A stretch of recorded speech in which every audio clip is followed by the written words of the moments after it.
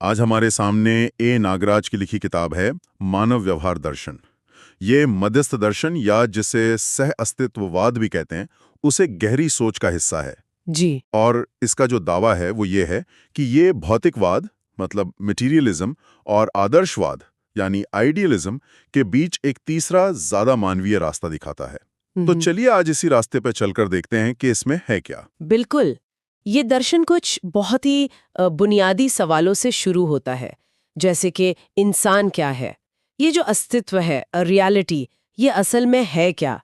और लेखक ए नागराज की अपनी कहानी भी बहुत दिलचस्प है।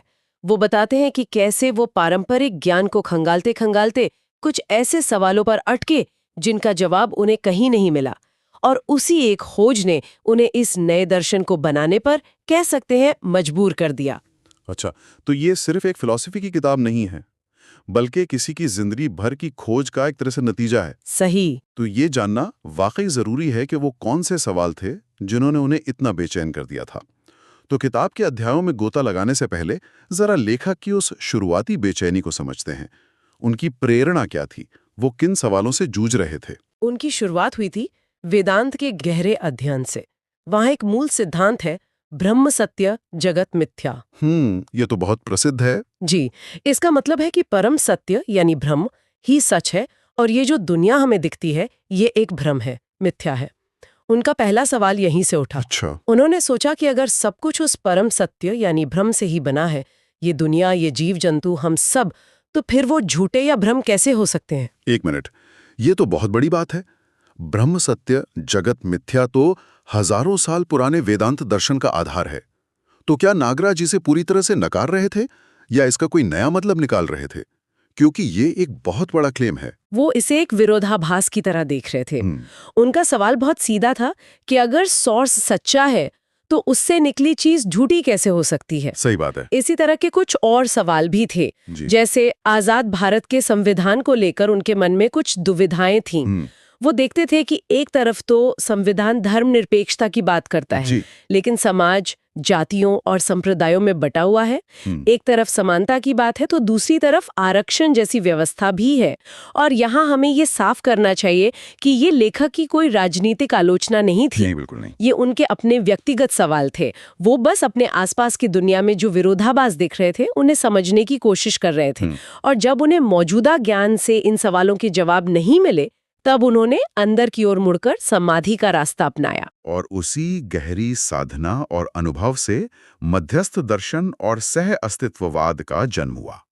एक व्यक्तिगत खोज जो एक पूरे दर्शन में बदल गई।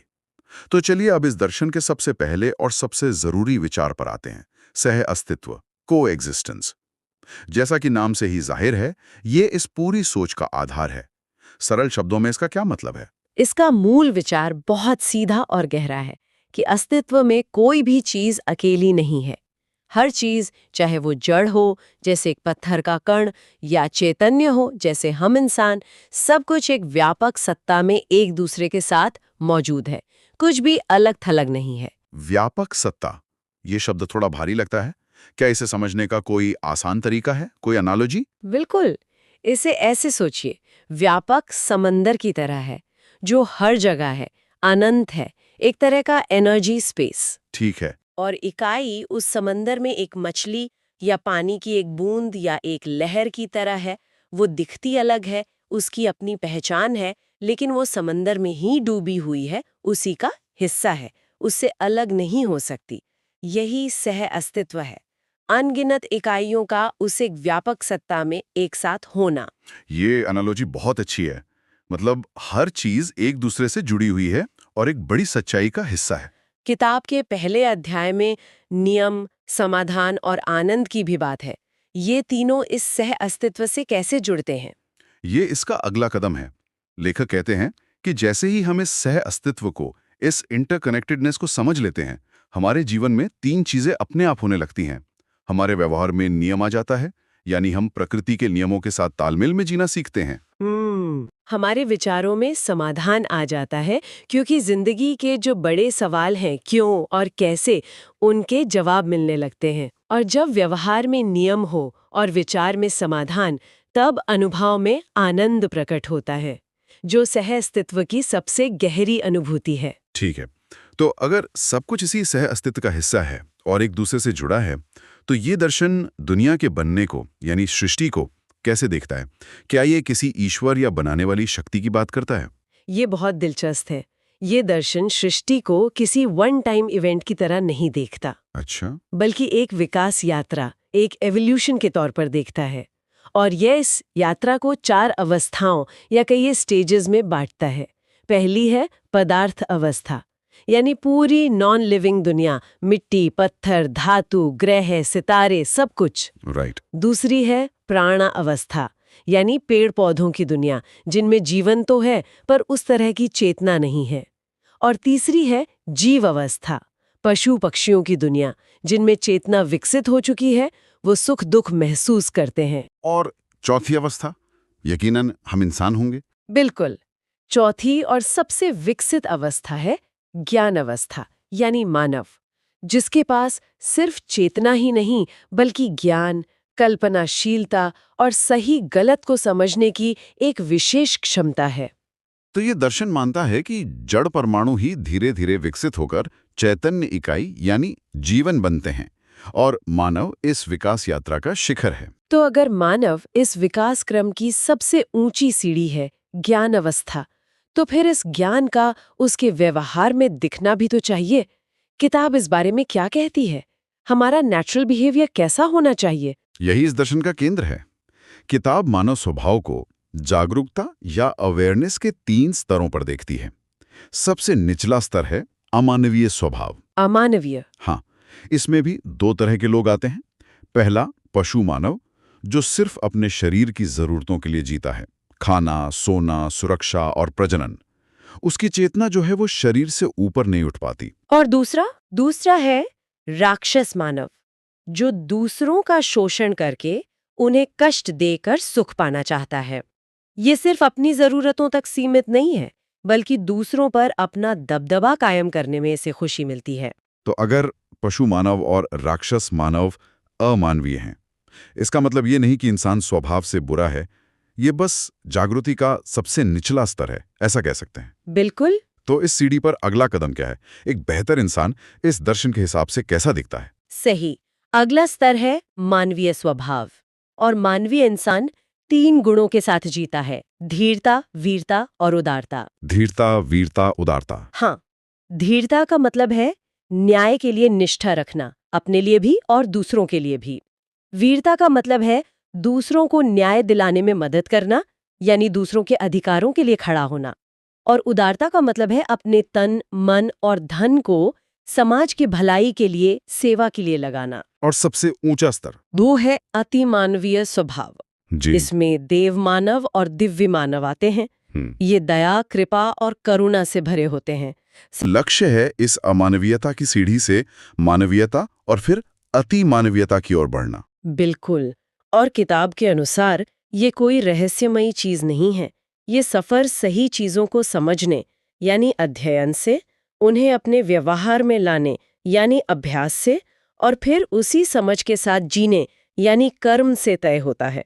ये एक सचेत प्रयास का नतीजा है। अंत में हर इंसान सुख, शांति, संतोष और आनंद ही तो चाहता है। इस दर्शन के अनुसार इसे पाने का रास्ता क्या है? क्या ये सब एक ही चीज के अलग अलग नाम हैं या इनमें कोई फर्क है? ये दर्शन इन चारों को चेतना के अलग अलग स्तरों पर परिभाषित करता है, जो बहुत ही व्यावहारिक है।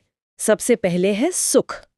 सुख हमें मन के स्तर पर मिलता है, जब हमारी 5 इंद्रियों को कुछ अच्छा लगता है, जैसे अच्छा भोजन, अच्छा संगीत या कोई सुंदर नजारा। ये पूरी तरह बाहरी चीजों पर निर्भर है और आता जाता रहता है। तो ये दर्शन सीधे सीधे आज के कंज्यूमर कल्चर को चुनौती दे रहा है। ये कह रहा है कि हम जिसे खुशी समझकर बाहर ढूंढ रहे हैं, जी, नया फोन, महंगी गाड़ी, बढ़िया खाना, वो असल में सिर्फ सुख है जी, जो पल भर का है। आप बिल्कुल सही जगह पहुंचे। सुख के ऊपर है शांति।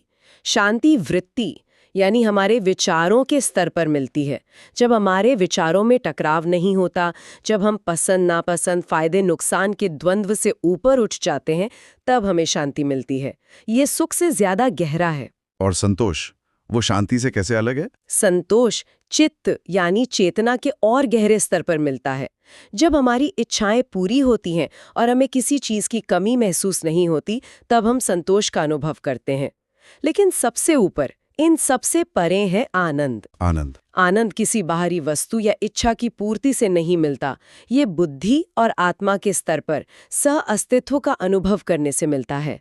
ये उस परम सत्य, उस इंटरकनेक्टेडनेस को महसूस करने की स्थिति है जो स्थायी है। यानी सुख बाहरी और क्षणिक है, लेकिन आनंद एक गहरा आंतरिक अनुभव है जो हमेशा बना रहता है।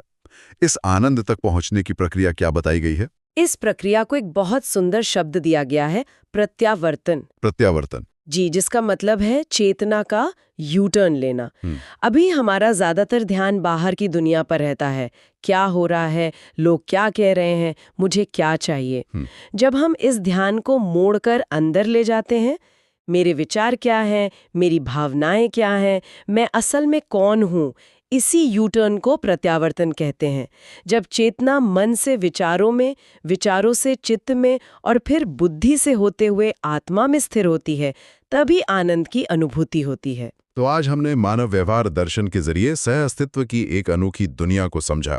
हमने लेखक ए नागराज की व्यक्तिगत खोज से लेकर सृष्टि की 4 अवस्थाओं, मानवीयता के अलग अलग स्तरों और सुख से आनंद तक के उस यू टर्न वाले रास्ते को जाना। ये दर्शन हमें एक नया नजरिया देता है। ये बताता है कि हम अलग थलग द्वीप नहीं, बल्कि एक ही महासागर का हिस्सा है और हमारी असली खुशी इसी जुड़ाव को, इसी सह अस्तित्व को समझने और उसमें जीने में है, न कि ज्यादा चीजें इकट्ठा करने में। और जाते जाते एक विचार छोड़ जाते हैं।